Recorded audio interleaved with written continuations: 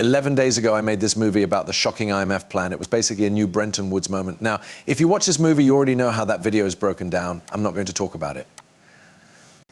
There is new information about this and proof that, yes, it is real. I'm not going to try to go into too much detail. Yes, a new Bretton Woods moment is coming, and in fact, a new money system like the one in Bretton Woods.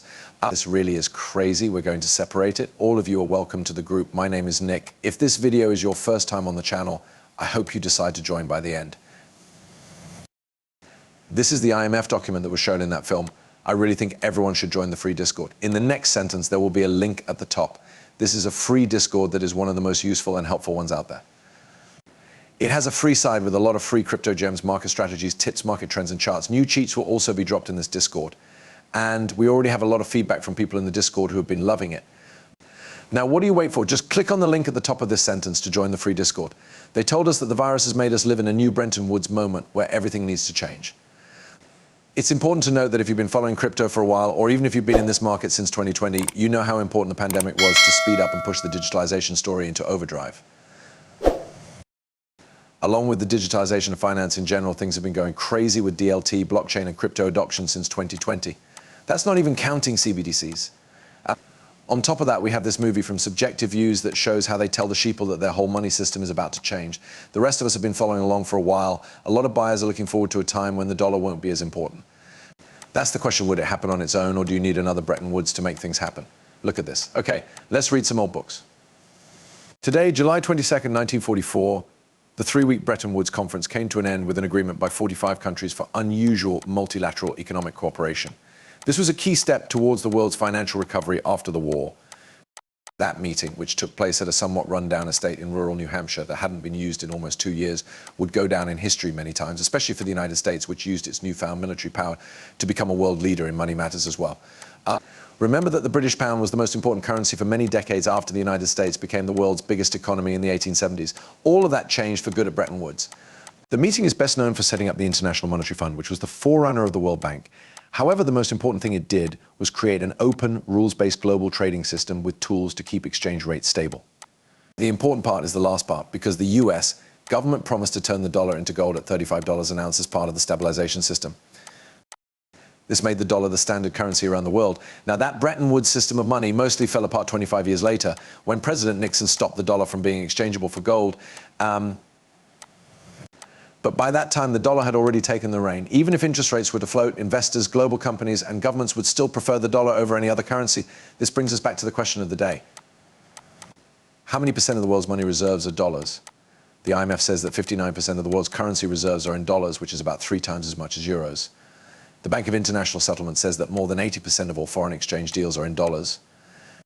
That difference isn't just academic. It gives the US what some people call an exorbitant privilege that lets it keep interest rates low longer than it might otherwise and lets the government keep budget and trade deficits going forever. But of course, things change all the time.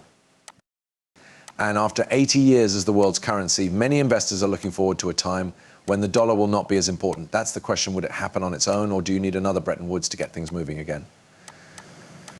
As I already said, the IMF told us that we have the new Bretton Woods, but is this proof enough that this is really happening? It's not, though. This is from the World Bank website. It happened on July 1st of this year, by the way. The Atlantic Council put this together. And if we look at this, July 1st, 2024 will be the 80th anniversary of the start of the Bretton Woods Conference, which is where the World Bank and the IMF were created. At this event, the ambitious plans for the international banking system that were made at the 1944 Bretton Woods Conference will be looked at. Now, the most important thing to remember is that the Allen Council put this together, right? The Bretton Woods 2.0 project is also a big part of it. This is meant to rethink the institutions for the next few decades, and there will also be an event on July 25th. That's because the heads of the G20 and central banks are meeting to talk about this in even more detail. Now let's look at the Bretton Woods 2.0 project from the Atlantic Council. By the way, these are the same people who are keeping an eye on CBDC projects. This is the Bretton Woods 2.0 scholarship. We could actually see a break in the unity behind this in this. 2 graduate students from around the world will be in the 2024 cohort. They are interested in economic multilateralism and how it works with multilateral institutions, the private sector, universities, the government, and non-profits. At the same time, we can see that this is work that has to do with finding holes and problems in the structure of global economic government. Like we're seeing the Bretton Woods 2.0 push right now. And this is where we can start to see the base being built. This will change the way money is handled for decades to come. We can see this happening over here as they break it down. And if we look down here, you can see that this is just breaking down the back end of what they're doing with these kids and how they're pushing this story. Outside of this, this is just a friendship, right?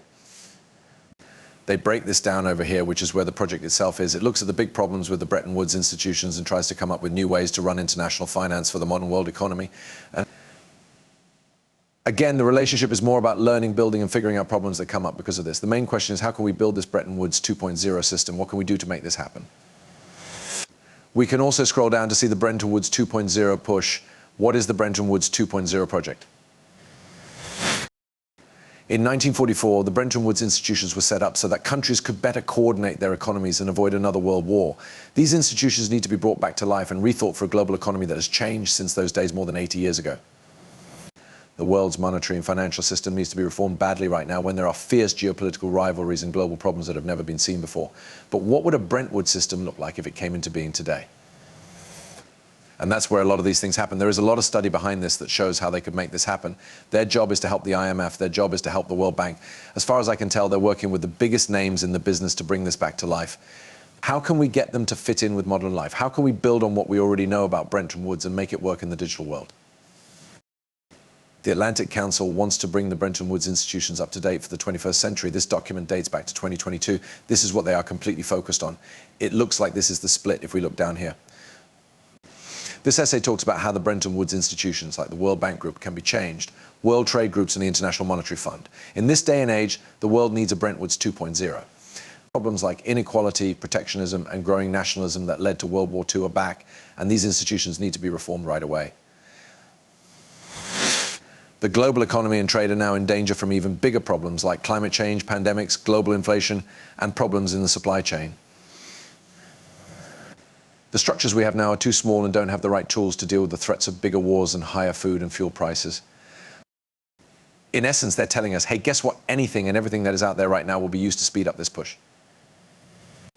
In terms of the financial system, they're using the big moves that all of these countries are making against the US dollar because once more, they're sick of being in a system where the US dollar rules and acts as a tool.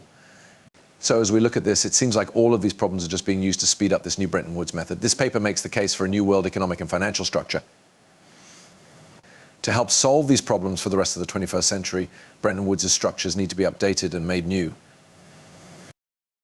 A new world remit is one of the 3 core requirements for the new system: more resources to help countries deal with global issues that affect everyone, and the power to enforce global rules that everyone agrees on. The IMF needs to put its attention back on macroeconomic policy and global financial turmoil. The World Bank should change into a financial organization that cares about the long-term health of the world and everyone's ability to enjoy it. The World Trade Organization, WTO, needs to be improved so